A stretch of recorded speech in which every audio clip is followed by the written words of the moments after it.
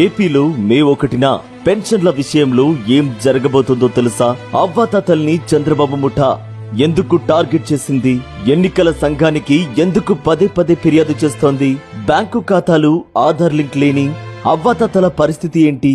అవ్వాతాతల ఉసురు చంద్రబాబుకు తగలదా? పేదలు బాగుపడుతుంటే ఓర్వలేకపోవడం చంద్రబాబు నైజం. అవ్వాతాతలు ఆనందంగా ఉంటే సహించలేకపోవడం చంద్రబాబు దుర్బుద్ధికి పరాకాష్ట. జగనన్న అధికారంలోకి వచ్చిన వెంటనే మలి వయస్సులో అవ్వాతాతలు పడుతున్న కష్టాల్ని చూసి చలించిపోయి వాలంటీర్ల సాయంతో పెన్షన్ అందేలా చేశారు.